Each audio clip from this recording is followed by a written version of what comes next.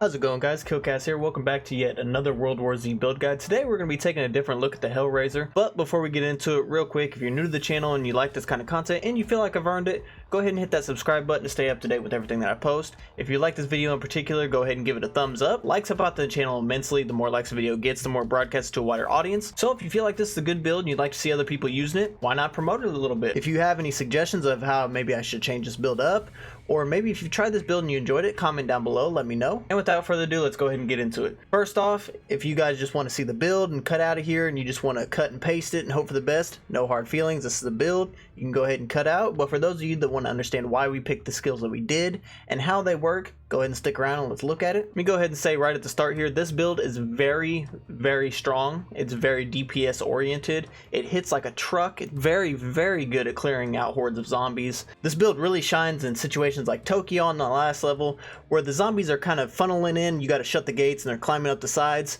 This build right here can single-handedly make sure that they never even climb up to you. And you're going to think that I'm exaggerating a little, but honestly, no. The firepower in this build is actually insane. With that being said though, it doesn't have much mobility. It's kind of a clunky build. There isn't really any tricks or anything to survive.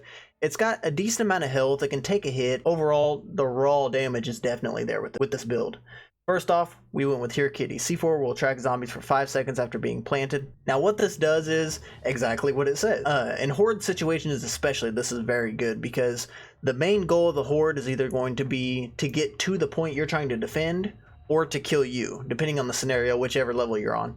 If you plant the C4 in front of the objective that they're trying to overwhelm, or if you throw this between you and them, they will actually stop on the C4 and they'll pile around it. At that point, wait till you get a good huge horde built up on your C4, blow it, and you'll kill a ton of them. Next here we went with Welcoming Committee. This doesn't always help out a lot. Situations like Jerusalem where you're helping green gold in the spillway, there's a lot of mortars there, so that can help out a lot. Situations like in Moscow when you're protecting the chopper, there's a decent amount of mortars there, so that can help out. But the other way to look at it is we're not running Claymore, so these two will not help us whatsoever. But this can come in handy. Next we have Direct Blast. You do 100% more damage to zombies with all explosives. Now explosives already do a ton of damage, so now what you're doing is doubling it. So for every C4 that you throw, essentially it's doing the damage of 2. 2 for 1 special, absolutely, why not take it? Next here, it's a red skill, we don't have much say in the matter, but explosive equipment can kill 25% more targets. This applies for the whole team. This is a very strong skill, and you don't really get a choice in the matter, it just gives it to you. Next here we went Bounty Hunter, deal 25% more damage to special zombies. Now I was actually made aware on one of my last videos that with this buff, you can throw a C4 at a bull's feet, detonate it, and that bull's dead. That's a bit insane. That's very OP. Those of you that have played the 6 skill difficulty know that bulls are absolute tanks in this one. They can take a beating, and with this, they're a joke. And it's very helpful, especially with spitters as well, or infectors, whatever you want to call them. You don't even have to down them the first time. You can just throw this at their feet most times, boom, and they're dead. Sometimes it doesn't do all the damage to the infectors. They're a little buggy with their hitboxes, but most times when I throw this down at an infector's feet, blow it up, that's it, they're gone. And if that doesn't take care of it, you'll see later on in the build that our C4 actually does damage after it's exploded for quite a while. Next here we went Pickpocket. Those of you know how I feel about Pickpocket by now if you've watched any of my builds or my playthroughs. If you're a DPS oriented class, very heavy damage dealer, why not run Pickpocket? All you gotta do is kill 15 zombies and it gives you a 100% chance now for equipment chargeback. It used to be a 25% chance. It used to be a little better as well because it didn't have a cooldown. But still, if the point of the game is to kill zombies and your build is oriented at killing them in mass numbers, why not get this?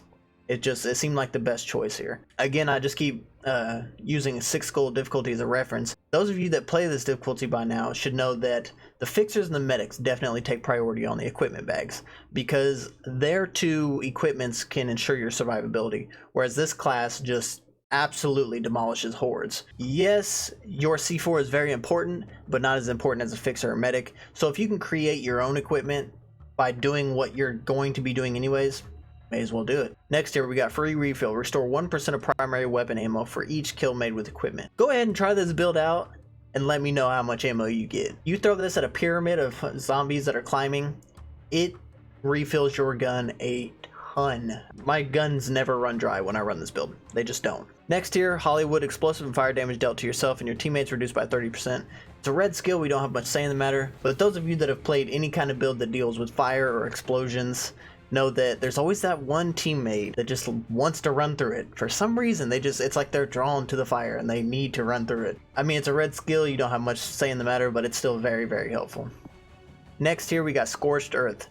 This is where it becomes so overpowered. It's like the best of both worlds when it comes to the Exterminator and having the Claymores and the Molotovs. You are essentially making your C4 a Claymore wrapped Molotov. Because what this is doing is it's giving you the mobility of being able to throw the C4 like a Molotov, but it's exploding like a Claymore. With this skill, it is now setting the ground on fire as well. You have pretty much every explosive wrapped up into one little thing that you can throw wherever you feel like you want to go. And if you throw it too early, you can wait and detonate it later.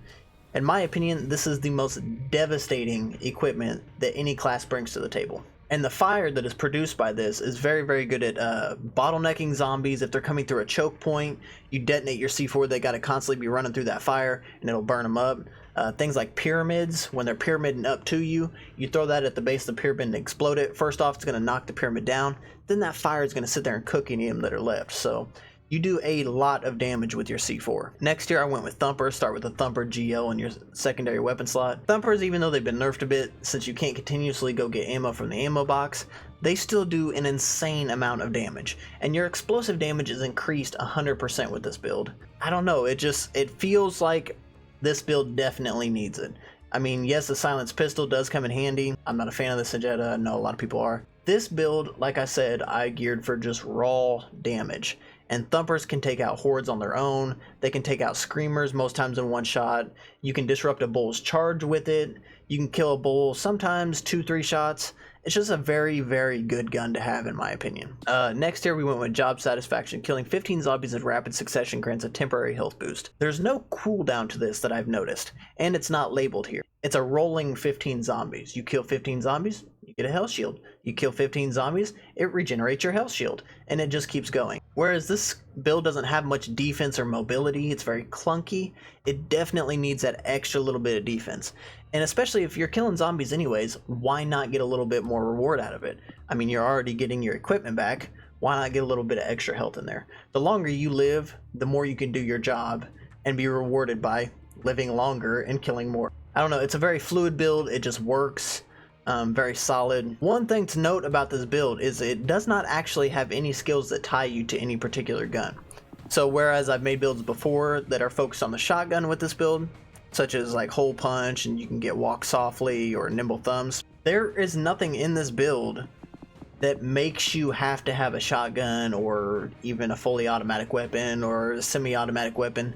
So with that being said, it's very free to choose whichever gun meets the situation better. You run into a advanced SMG and you feel like using it? Pick it up. You run into a sniper because you just got that new sniper skin and everyone knows how overpowered it is? Pick it up. You choose whatever gun that you want in this build. It's just geared for raw damage. So for those of you that want to come in and you want to top the leaderboards in your team and look like a show off, by all means try this build out. You'll love it. Alright guys, so that has been my DPS oriented Hellraiser build. Tons of damage, tons and tons and tons of damage, lots of clearing potential. It just helps to keep the pressure off of your team if you're taking out the pyramids and the hordes, the swarms, whatever, all on your own, especially if you can take down bulls before they even get a chance to move. Just very good to have in any team situation and pretty much every level. Like always guys, if you like this video in particular, go ahead and give it a like. Likes help out the channel immensely and help us to grow. Go ahead and comment down below if you've tried this build and you enjoy it, or if you have any suggestions on how to tweak it, or maybe if you have any kind of suggestions on what kind of build guides you'd like me to do in the future. If you're new to the channel and you feel as though I've earned it, please go ahead and hit that subscribe button, stay up to date with all that I have to post. And without further ado guys, let's get you out of here so you can go kill some more zombies. I have been KillKhast, you guys have been absolutely fantastic, I cannot wait to see you in the next one. Bye bye.